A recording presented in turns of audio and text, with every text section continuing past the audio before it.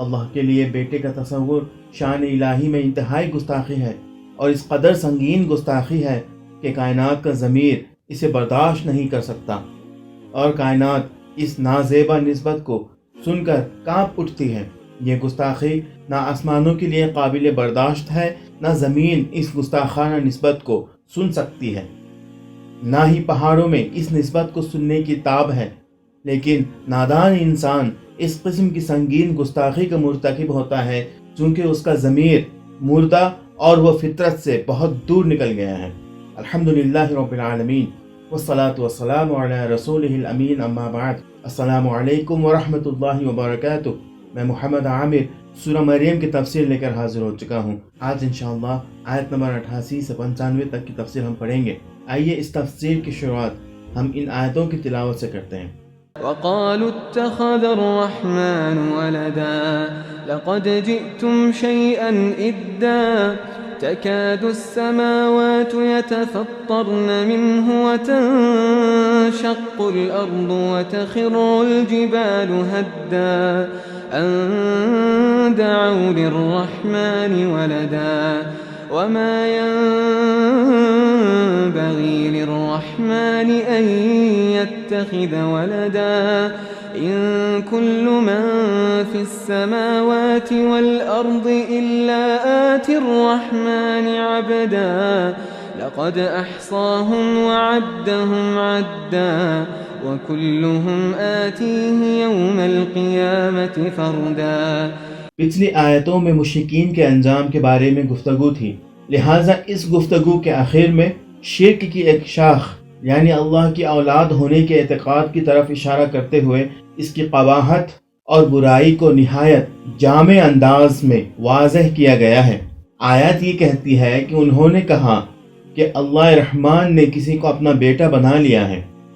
نہ صرف عیسائی یہ عقیدہ رکھتے تھے کہ حضرت عیسیٰ علیہ السلام اللہ کے بیٹے ہیں، بلکہ یہودی بھی حضرت عزیر کے بارے میں یہی عقیدہ رکھتے تھے۔ انہی کے ساتھ ساتھ بت پرست فرشتوں کے بارے میں اس قسم کا عقیدہ رکھتے تھے اور انہیں اللہ کی بیٹیاں خیال کیا کرتے تھے۔ اس کے بعد انتہائی سخت لہجے میں فرمایا گیا ہے، تم نے یہ کیسی بری اور سخت بات کی ہے۔ اللہ کے ساتھ اولاد کی نسبت اصل توحید کے خلاف ہے۔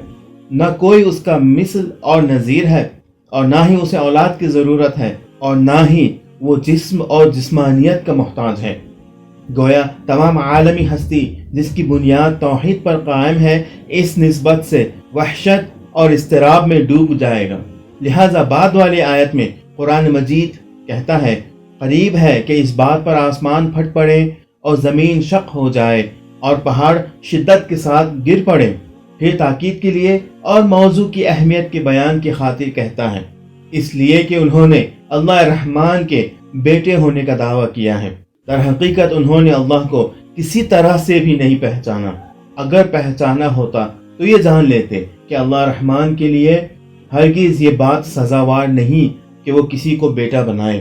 انسان چند چیزوں میں سے کسی ایک کے لیے اولاد کی خواہش کرتا ہے، یا تو وہ اس بنا پر کہ اس کی زندگی ختم ہونے والی ہے لہٰذا اسے وارث کی تلاش ہے، لیکن اللہ کے بارے میں اس مطالب کی کوئی حقیقت نہیں ہے۔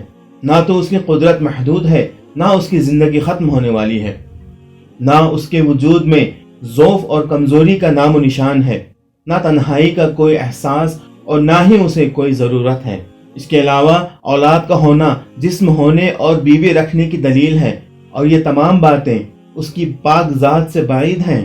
اسی بنا پر بعد والی آیت میں فرمایا گیا ہے، آسمانوں میں اور زمین میں کوئی بھی ہے، سب اس کے بندے ہیں اور اس کے تابع اور فرما بردار ہیں۔ اگرچہ سب اس کے تابع اور فرما بردار ہیں، اس کے باوجود اسے ان کی اطاعت اور فرما برداری کی ضرورت نہیں ہے، بلکہ خود وہی اس کے نیاز مند اور محتاج ہے۔ وہ ان سب پر محیط ہے اور ان کی تعداد کو پوری طرح سے جانتا ہے۔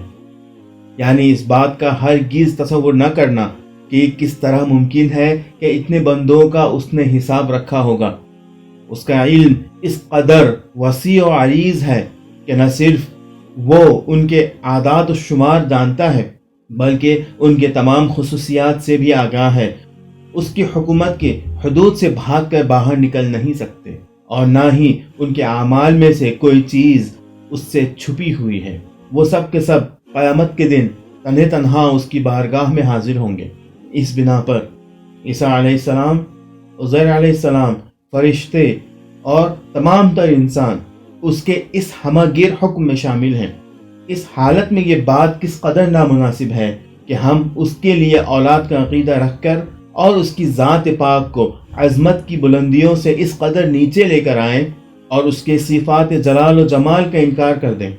یہ آیات مضبوط طریقے سے اللہ کی اولاد ہونے کی نفی کرتی ہیں۔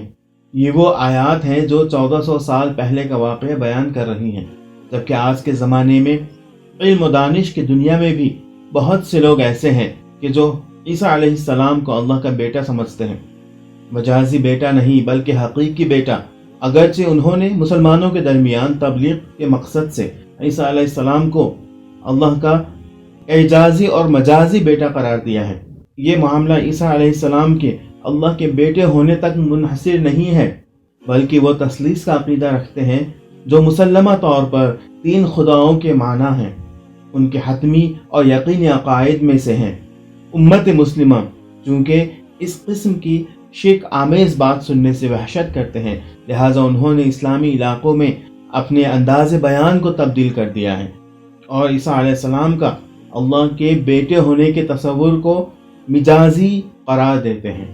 قریب ہے کہ آسمان اس نسبت سے پھٹ کر ریزہ ریزہ ہو جائے اور زمین شق ہو جائے اور پہاڑ گر پڑے۔ اس سے مراد کیا ہے؟